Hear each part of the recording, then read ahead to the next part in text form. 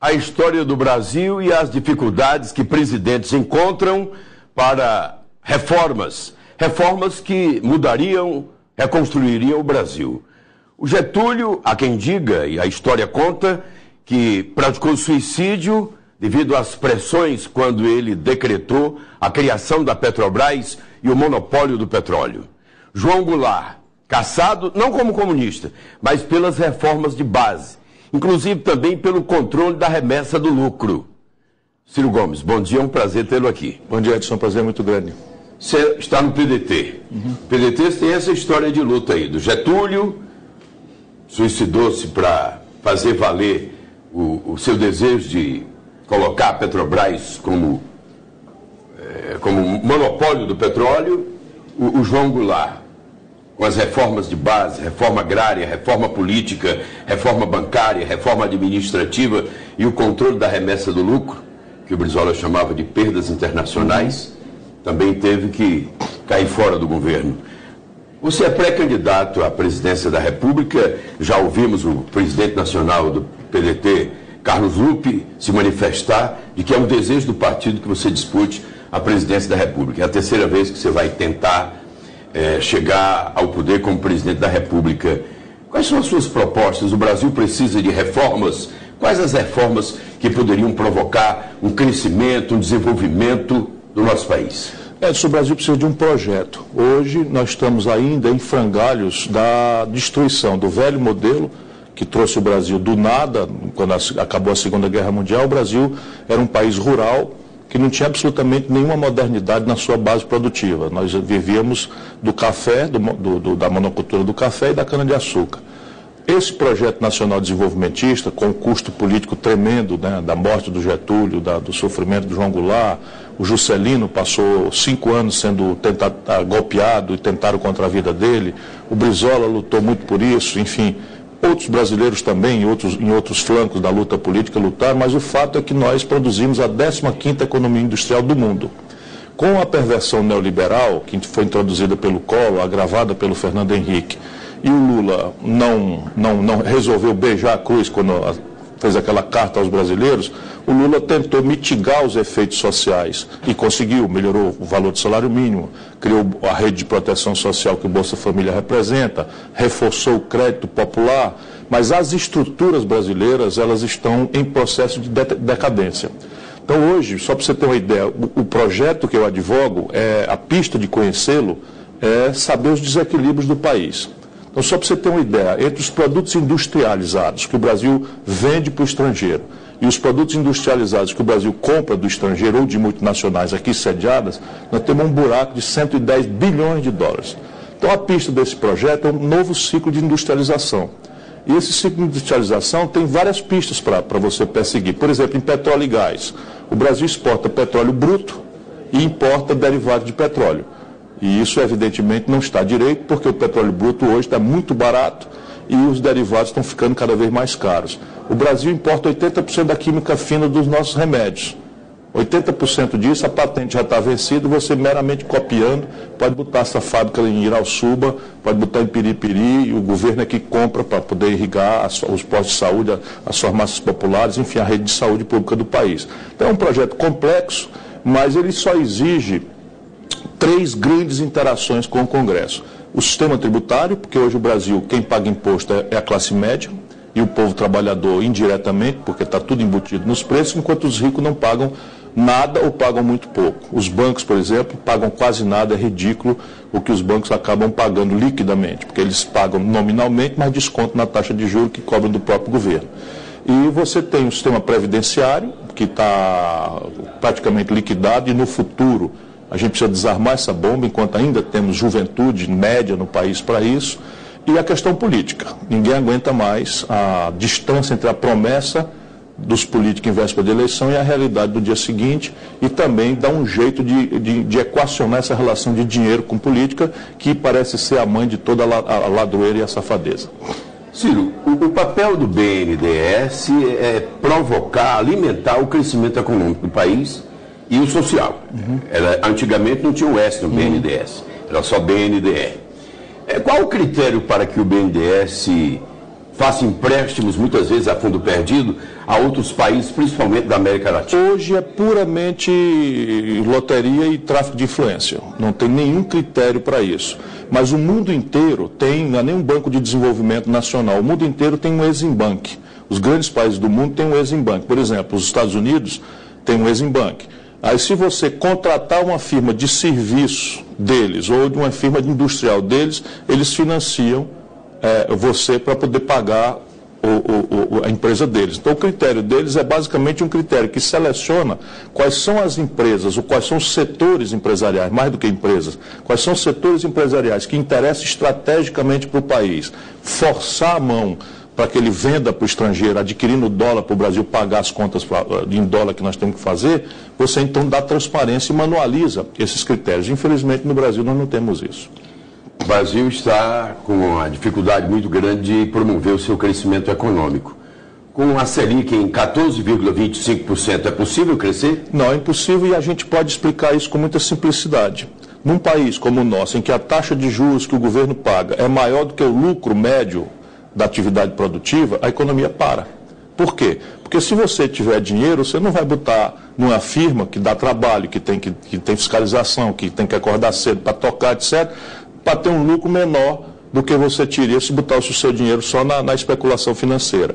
E pior, na realidade brasileira, se você não tem dinheiro e precisa de dinheiro para botar o seu negócio para frente, você vai tomar dinheiro e botar no negócio que lhe dá um lucro menor do que o juro que você vai ter que pagar para o banco.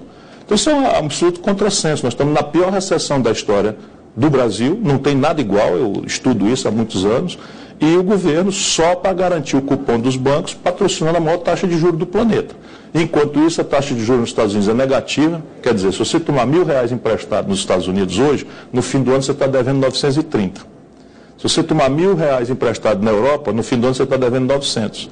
Se você tomar R$1.000 emprestado no Japão, no fim do ano você está devendo 970. E no Brasil, se você tomar R$1.000, no fim do ano você está devendo R$5.000. Se for só a taxa Selic. Mas se você for para aquilo que é de fato a realidade do povo, você paga 380% no cartão de crédito, que é um verdadeiro crime. Você paga 400 e tantos % no cheque especial. Então isso é realmente uma estupidez, que só existe porque os bancos é que controlam de fato o Banco Central e a política econômica. Mas os bancos patrocinam eleições de presidentes. Esse é o ponto. Você, candidato a presidente, você assumiria compromisso com os bancos? Não. E eu posso dizer, porque hoje em dia que todo mundo fala o que quer falar e a palavra dos políticos está valendo muito pouca coisa, eu acho que agora a gente tem que fazer o exemplo. Eu fui candidato a presidente da República e não aceitei financiamento de banco. Não é por nada não, é porque eu não quero compromisso com eles, porque eu vou mudar. O meu projeto, se eu tiver a aventura de servir ao Brasil como presidente, é um projeto que soma quem trabalha e produz. Então, a prevalência é a força do trabalho e a força da produção. Tudo que for necessário para que essas duas forças tenham um ambiente fecundo para se reproduzir, será feito. E o grande problema brasileiro hoje é o financismo. Toda a energia do país sendo drenada para juro, para banco. Eu estava do seu lado quando você disputou a primeira eleição para governador do Ceará, quando se deixava a prefeitura para disputar o governo do estado do Ceará. E me chamou a atenção um discurso seu, eu estava ao seu lado, que você, como governador, a ordem era não roubar e não deixar roubar. Uhum. O quadro que nós estamos vivendo agora, atual no Brasil, as investigações, a Operação Lava Jato, mostra que o Brasil foi vítima de um grande escândalo de desvio de dinheiro público por força do envolvimento de pessoas apontadas pelo governo para administrar grandes empresas como a Petrobras. Como é que você vai governar com um Congresso comprometido com a roubalheira, políticos querendo um ministério para subtrair recursos, roubar do povo? Como é que você vai governar? Ninguém pensa que é simples, né? Muito menos eu, que tenho 35 anos de experiência, já servi ao Brasil como ministro da Fazenda, ajudei a fazer o Real, fui ministro da Integração Nacional, toquei, por exemplo, a obra da integração de bacia da transposição de São Francisco, que agora, em 2016, fica pronta, e Fortaleza vai ser salvo do colapso de água mais uma vez, né, por um esforço que eu tive a honra de patrocinar em resposta ao dever que eu tenho com o Ceará, antes de mais nada, e com o Brasil, acima de tudo. Enfim, não será fácil. Porém, o presidencialismo, ele tem muitas desvantagens, mas ele tem duas vantagens muito extraordinárias.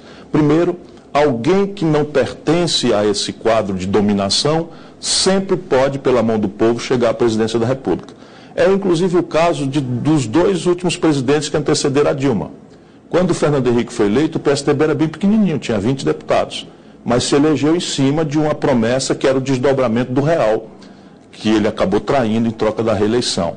Depois o Lula, quando se elegeu com um partido também pequeno e pôde montar maiorias no primeiro mandato sem fazer as concessões.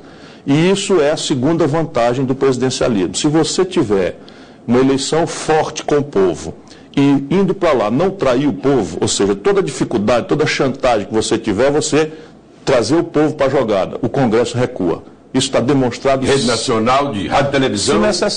Se necessário. Mas basta o convencimento. Eu sou um velho político, já fui deputado estadual, fui deputado federal, aliás, fui teu colega deputado estadual, aprendi a te admirar desde essa época. E a gente sabe que negociação é normal da política. O problema é o limite da negociação. Né? Se você, por exemplo, Itamar Franco governou, eu fui ministro com ele, Itamar Franco não se entregou à esculhambação. E aí você conhece o Congresso tem um terço de gente que é muito séria, muito patriótica, por mais que as pessoas duvidem, isso é fato, tem um terço das pessoas que é muito séria. Tem outro terço que é picareta, lembrando que é a gente que elegeu. Portanto, a gente precisa sempre lembrar o povo para tomar cuidado.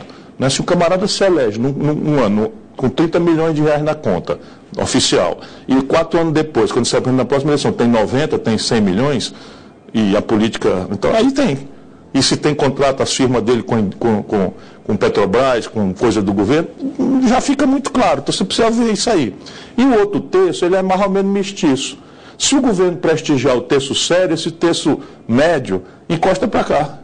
Se o governo prestigiar a bandidagem, que foi o que o Lula fez no segundo mandato, e a Dilma recebeu e prestigiou, fica para cá. Vamos ter clareza. O Eduardo Cunha jamais seria presidente da Câmara se ele não tivesse conquistado Furnas, vice-presidência da Caixa Econômica, de onde ele roubou, botou um bocado no bolso e distribuiu o resto com seus colegas. Aí vira presidente. E essa foi a minha razão de ter me afastado, sendo parceiro, companheiro, dizendo, do campo centro-esquerda do Brasil. Ajudei o Lula no primeiro mandato, não aceitei mais, nem com ele, nem com a Dilma trabalhar. Numa entrevista recente, perguntaram a você, Lula é honesto? Você disse não. Não, eu não disse não, eu disse que ele tem uma moral frouxa, que é diferente. Eu não acho que o Lula seja um ladrão. Não acho mesmo. Agora, ele tem a mesma prostração ideológica e moral do Fernando Henrique, que, aliás, vive imitando. Em São Paulo, eles acham que não tem como fazer política sem ceder um pedaço da moralidade à esculhambação. Eles acham isso, comovidamente. Fernando Henrique disse para mim da própria boca. E depois eu tive muitas vezes essa discussão com o próprio Lula. Então, eu não acho que ele seja ladrão. Agora, ele não cumpre a outra etapa, que é não deixar roubar. Esse é o problema. Você tem alguma censura? Você criticou o juiz Sérgio Moro, não, que está conduzindo as operações da Lava Jato? Até eu aproveito para esclarecer isso, porque tem muito perfil falso no Facebook, a turma inventa na internet, inventa tudo, bota a palavra na boca e tal. O que eu acho do juiz Sérgio Moro, eu já disse em algumas entrevistas, quando me perguntaram diretamente, eu disse, acho um bom juiz. Apenas ele, como está sob um foco extremo da mídia, e ele é muito jovem, ele corre o risco permanente de perder a sobriedade necessária a um magistrado, a sobriedade necessária a um Ministério Público, porque hoje tanto a magistratura quanto o Ministério Público, quanto a polícia, sofrem do assédio do exibicionismo. E uma justiça feita com execração pública não é justiça. É a única coisa que eu pondero. Nessa questão, por exemplo, da condução coercitiva, quer dizer, a força do Lula, foi um erro. Mas quando eu fui ler o despacho dele, ele não manda fazer. Isso é que é grave, ele não manda fazer. Mas parece que o Lula fez questão, inclusive, de se algemar. Ele está adorando esse papel de vítima. E está tudo errado isso, é muito errado, tudo errado. Né? Porque numa república e numa democracia, todos nós temos que dar satisfação dos nossos atos. Não existe ninguém acima da lei. Agora, você, por outro lado, os representantes da lei, né, forçarem uma mão para fazer uma condução à força de um cara que não fugiu, mora aqui, é completamente conhecido, nunca se recusou a atender nenhum chamado, isso é pura e simplesmente ilegal. Mas você concorda de que a lei está acima de todos? A lei está acima de todos nós. Qualquer um de nós tem que dar satisfação, especialmente homem público. Homem público é que nem a mulher de César em Roma, não basta ser virtuosa, tem que parecer ser também. Agora, isso não quer dizer aceitar abuso de ninguém. Por quê? Porque nós vivemos da nossa fama. Né? O político vive do respeito que tem na população, na comunidade e tal. Se o camarada esculhamba na imprensa, tem coisa, e depois o cara, 5 anos, 7 anos depois é absolvido, ele já foi condenado, já foi destruído. Né? O Getúlio Vargas, por exemplo, que hoje a história sabe, era um homem absolutamente decente, se matou no meio de um escândalo que queria dizer que ele era corrupto. Pior, mandante de assassinato, o diabo. O Juscelino passou 5 anos, talvez tenha sido o presidente mais realizador da história brasileira, também foi levado à execração pública. Quase não toma posse, né? Quase não toma posse. Durante o mandato tentaram contra ele várias vezes, até a vida dele. Mandar prender o presidente dentro de um navio lá pela Guanabara. Sim, né? Sim, exatamente. Então é preciso tomar cuidado, porque muitas vezes o moralismo está a serviço da pior imoralidade. Ciro, a força econômica do país encolheu agora em 2015 3,8%. Isso representa 1 trilhão e 600 bilhões de prejuízo? 1 trilhão e 600 bilhões de destruição de riqueza. E pior que isso ofende mais o setor produtivo e ofende mais a pequena e média empresa. E, consequentemente, o trabalhador. Imediatamente o desemprego sente, a margem de renda, o poder de compra dos salários, tudo encolhe. E o que é que provoca o empobrecimento da nossa economia? 3,8%. É o colapso no financiamento da economia. Quer dizer, você tinha uma variável errada, que era o câmbio, se corrigiu artificialmente, não sem antes o governo entregar para quem atacou o real 111 bilhões de reais, no que eles botam as palavras para a gente pensar que é coisa séria, mas uma picaretagem grande que é tal swap cambial. Então, todas as pedras do caminho sabiam que a moeda brasileira ia se desvalorizar. Eu tinha artigos, 10 mil artigos escrevendo, anunciando, prevenindo, etc, etc. E nas palestras que eu faço, e o governo entregou 111 bilhões de reais para quem especulou contra o real e depois desvalorizou. Passou de 2,70 para 4, agora está recuando. E porque quando isso acontece, corrige as contas externas do Brasil. E a segunda questão é a taxa de juros, que nós já comentamos aqui na pergunta anterior.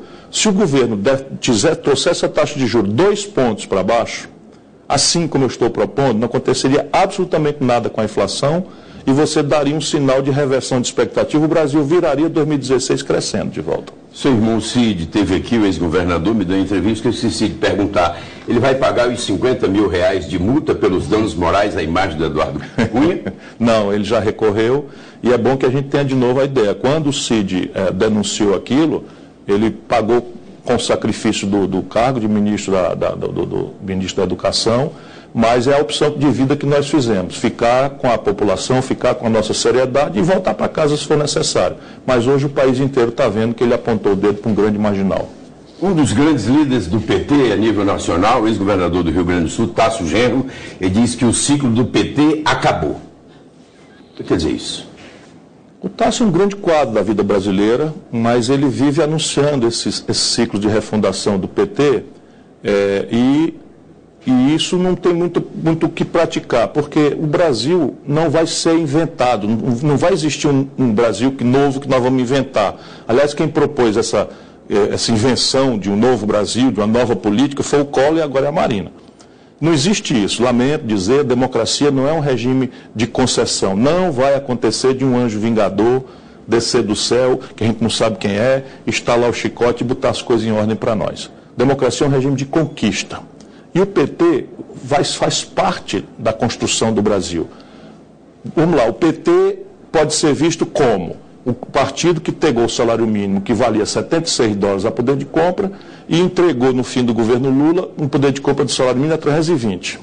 O PT pode ser visto como o partido que pegou o país com 13% do PIB apenas de crédito, e entregou, que era o menor do mundo capitalista, e entregou no fim do governo Lula com 50% de crédito, e basicamente crédito para a construção, para a moradia popular, construção para o crédito da agricultura familiar, a crédito ao consumidor, para o pobre poder comprar os semiduráveis, sua motocicleta, sua geladeira e tal. Isso é um olhar do PT. O PT também pode ser visto como o partido que aparelhou a Petrobras, que repetiu as piores práticas de corrupção e de fisiologia do PSDB e tal. E ele é isto mesmo, as duas coisas. O que é que nos compete fazer? Destruir o PT? Fechar o PT, extinguir o PT, e só um fascismo, um nazismo faz isso. O que nós precisamos fazer é purgar o PT, como tem que purgar o PSDB, como tem que purgar o PDT, com o nosso voto. Ou seja, procurar dar valor àqueles petistas que são decentes, e há muitos, e tirar do ramo aqueles que não são. E esse é o esforço que o eleitor tem que fazer numa democracia. A presidente Dilma está preocupada num prejuízo que o país pode sofrer de 300 bilhões de reais se for aprovado um decreto legislativo que está sendo trabalhado pelo Eduardo Cunha em relação às dívidas dos estados e municípios. O Eduardo Cunha é esse marginal e ele é um cara lutador, ele esperneia muito e ele pega assuntos que são relativamente populares e ele que não tem compromisso popular nenhum, cria o ambiente em cima desses assuntos relativamente populares e da fraqueza política do governo da Dilma para destruir ainda mais o governo da Dilma. O que tem hoje? Hoje você tem um estrangulamento grave nas dívidas dos estados e municípios. Parte importante desse estrangulamento se deve à política ruinosa que o Banco Central faz na política de juros, que nós já comentamos e vale sempre denunciar. Porque não ofende só a população, ofende também os municípios, ofende os estados, porque essas dívidas são corrigidas. E tanto o cabo paga quanto fica devendo mais ainda. É a mesma coisa. É o trabalhador na mão do agiota. Do agiota, mesma coisa. Então, essa é uma tese popular que nós temos que corrigir. Mas a solução não é o que se chama pauta-bomba, é você corrigir a coisa de um lado e arrebentar do outro. Porque quando você arrebenta as contas da União, isso é que nem cuspir para cima, volta na cabeça da gente com inflação, volta na cabeça da gente com juro mais alto, volta na cabeça da gente com perda de crédito internacional. Isso tudo explica um pouco a crise que nós estamos aí. O que eu estou propondo, já inclusive sugeri para a presidenta Dilma, é que ela pegue 1/3 do serviço da dívida dos estados e municípios, pegue 1/3 disso e contabilize para o fim do prazo, desde que os governadores e prefeitos usem esse pedaço de dinheiro que vai botar lá para frente para fazer um programa de investimento, para melhorar a saúde, para melhorar a infraestrutura, para melhorar a energia, para melhorar a educação, para melhorar a segurança pública. E ela tomou nota dessa sugestão.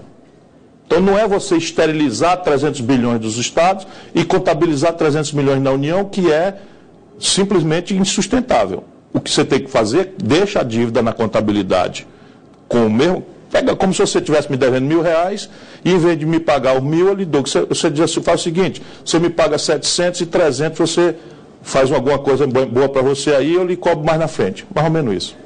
O ex-governador Leonel Brizola me disse uma vez que a grande dificuldade de governar o Brasil é pela falta de compromisso de grande parte dos prefeitos. O Brasil tem 5.550 prefeitos.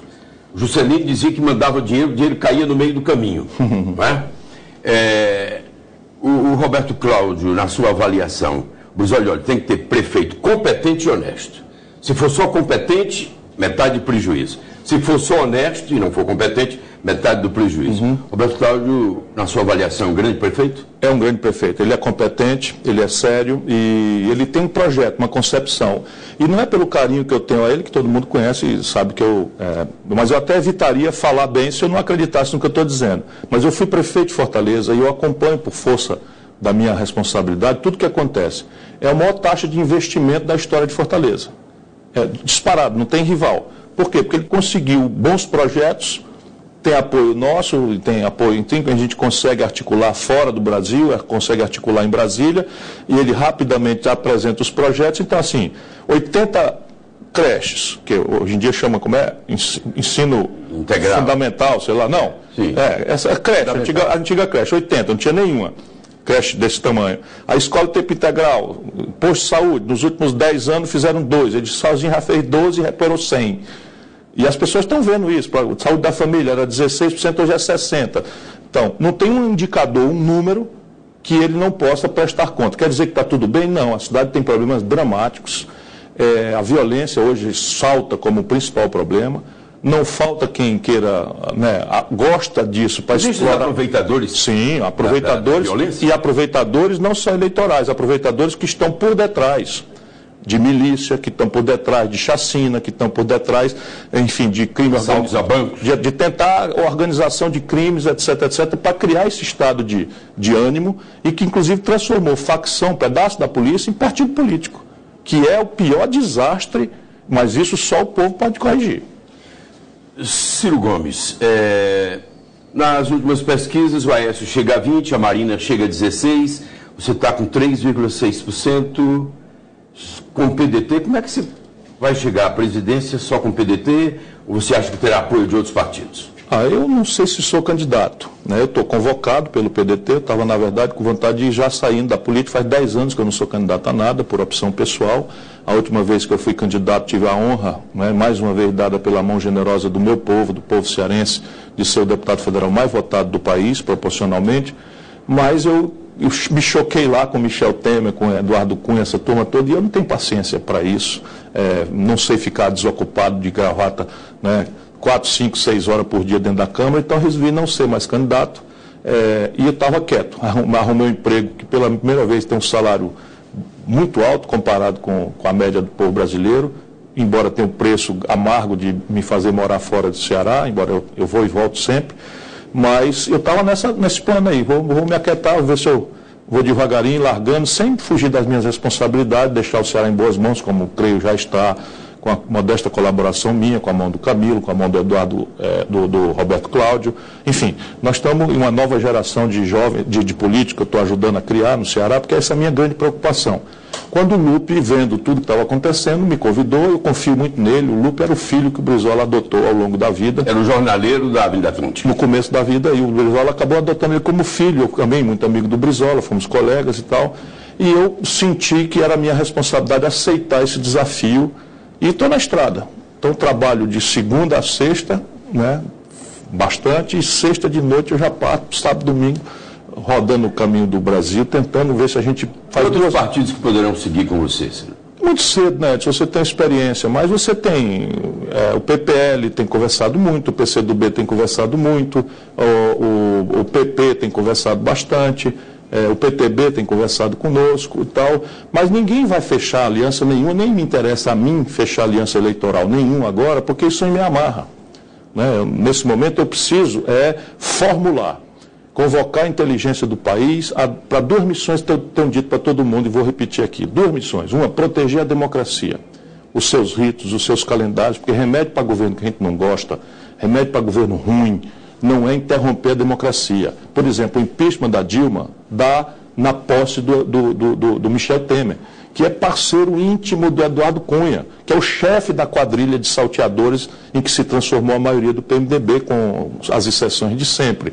Então não adianta a gente trocar um governo ruim por que foi eleito por um governo que não foi eleito, porque no dia seguinte essa turma que for para a rua achando que foi golpeada, MST, CUT, UNE, UBS, enfim, tudo quanto é de setores organizados do mundo da esquerda, vai para a violência. Ciro, só um pequeno intervalo e volto já para terminar essa entrevista.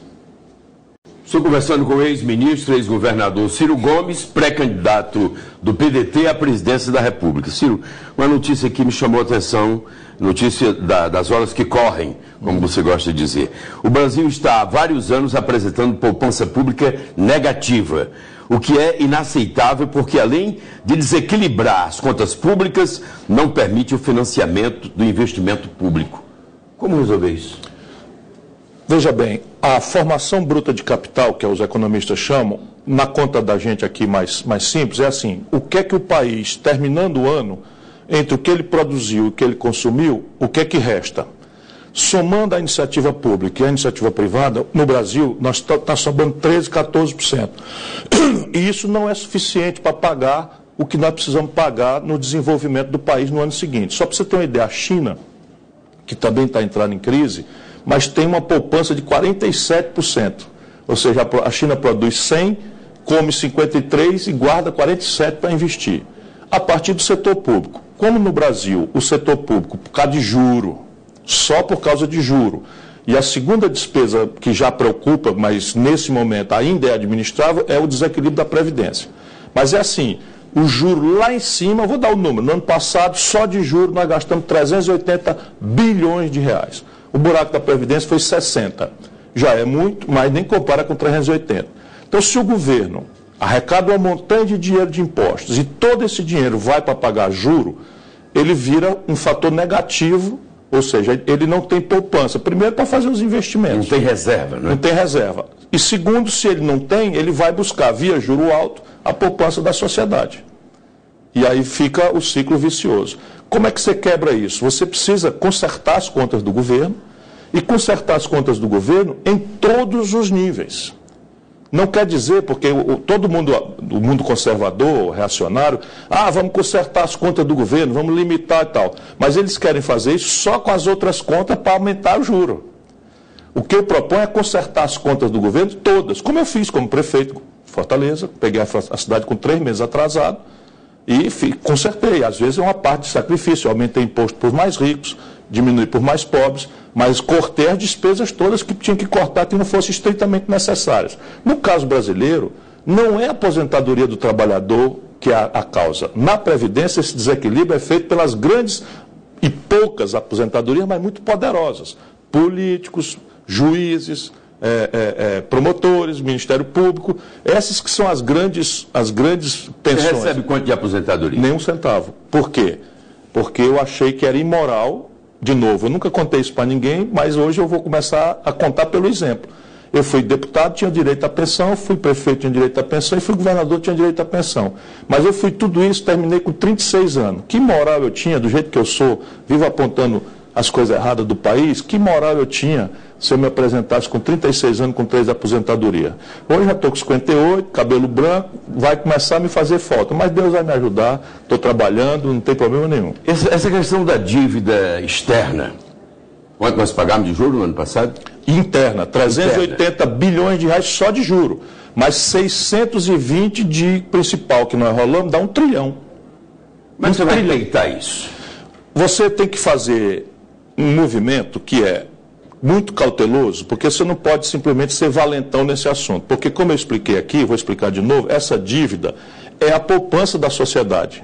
Está lá o dinheiro do mega especulador, mas está a poupança da viúva, está o capital de giro da pequena empresa, que o governo paga juro muito alto, acaba bota no banco, o banco emprega. Se o governo der calote nisso, quem vai levar o calote é o povo. Então é preciso desarmar a bomba com muita serenidade, muita cautela, mas muita segurança. Então o primeiro movimento é reduzir o prêmio por essa dívida, junto com o saneamento das contas do governo, para que o governo não tenha o pretexto da necessidade de tirar muito dinheiro do povo, né? Corrigir o sistema tributário. Você tem, por exemplo, que diminuir os impostos da classe média, da pequena empresa, e aumentar os impostos sobre heranças e doações, sobre ganhos de lucros e dividendos, especialmente dos setores mais abastados, como são o caso dos bancos. Então o Brasil tem margem para corrigir. Agora, o que você precisa fazer é conversar com o povo para não aceitar simplificações. Porque quando chega uma eleição passional como essa, radicalizada, o ódio está crescendo no Brasil, se apresentam os que não entendem de nada a rigor e começam a dizer, não, vamos fazer uma nova política, porque não sei o que e tal, e dá em coisa ruim. Porque o serviço é pesado, não é fácil. Exige muita experiência, muita perseverança. E a força que você tem que fazer é mexer nos pontos certos da economia. Se eu conserto as contas do governo e entro numa dinâmica de saúde, diminuo a taxa de juros consistentemente, eu vou começando a dizer, é melhor você botar o dinheiro na produção do que botar dinheiro no banco. E aí eu vou consertando a condição geral de financiamento da economia, o país volta a crescer. Crescendo, arrecada mais imposto, tem menos necessidade de financiamento, pode descer mais a taxa de juros e assim sucessivamente. O jornalista Valdemar Menezes, do jornal O Povo, sofreu um atentado agora nas últimas horas. É grave o seu estado de saúde. A violência está peitando as autoridades brasileiras. O crime organizado está quase que ajoelhando as autoridades do Brasil. Como resolver esse problema, Ciro? É o maior temor da sociedade hoje. Eu sei. Outro dia foi meu filho. Outro dia sofreu um atentado. Outro dia, tentativa de assalto, atiraram nele também. Graças a Deus, eu estou rezando para que o Valdemar, que é um grande cearense, passe por essa provação e saia com saúde o quanto mais rápido possível. Mas eu acho, Edson, que nós precisamos dar uma rodada de aperto na autoridade. Autoridade não é autoritarismo. Autoridade é fazer valer com toda a força, né, a faculdade democrática que você recebeu. E eu acho que aqui no Ceará, a partir do meu irmão, nós estamos conversando demais. Acho que nós estamos alisando demais. Acho que nós estamos aceitando bandidos, chefe de milícia virar líder político, né? E isso está virando um problema sério, porque ninguém vai deixar que a violência ceda se tira daí, do medo do povo, a sua energia política. É simples assim, muito simples assim. Outro dia eu vi este rapazinho, que se apresenta aí como líder, dizer que quer a prefeitura para eleger um policial militar, para eleger um bombeiro, para eleger um policial civil, para eleger não sei mais quem, para reforçar. É para isso que quer. E ele vai com a força do povo, porque o povo está com medo e acha que a solução para o medo é botar um meganha na política. E Meganha só serve, eu vou te dizer, Meganha é o mal policial, que é a minoria, mas é a minoria que está transformando o cesto em podre. Ou a gente limpa isso, na minha opinião, ou não tem saída. Brizola dizia que uma das maneiras também de combater a violência, Brizola sofreu muito no Rio de Janeiro, com o crime se organizando. Era com a educação e foi quando ele começou com os CIEPs. Não, é educação, mas repare bem, Edson, repare bem. Sobral, a minha cidade, tem 100% de oportunidade de educação avaliada como a melhor do Brasil. Sobral tem uma renda per capita que está passando Fortaleza, porque nós conseguimos, numa cidade pequena, levar a Grendene, que tem lá 6 fábricas, com 27 mil trabalhadores, todos ganham um salário mínimo e meio como piso, tem participação nos resultados. Sobral tem uma rede de saúde que não é perfeita, mas é a melhor cobertura de saúde da família do Ceará, portanto, é da melhor do Brasil, porque nós estamos por 100%. E a violência em Sobral só cresce. Na esteira da droga, a violência só cresce. Isso é um fenômeno. Na época do Brizola, não tenho a menor dúvida. Isso é um ciclo? É um ciclo. Esse ciclo aconteceu nos Estados Unidos e parte importante deste ciclo é a conexão de um lado podre da polícia com o narcotráfico e com milícia. Este é o ponto. Que é o que aconteceu nos Estados Unidos, foi feita a limpeza e aqui nós estamos dando força política para isso.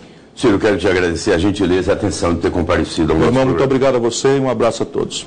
E o Vira e Mexe de hoje termina agora. Eu sou Edson Silva, agradeço a sua atenção e renovo o convite logo mais às 11 horas na Rádio Verdes Mares, no Rádio Repórter, jornalismo sem meias palavras. A todos, muito bom dia.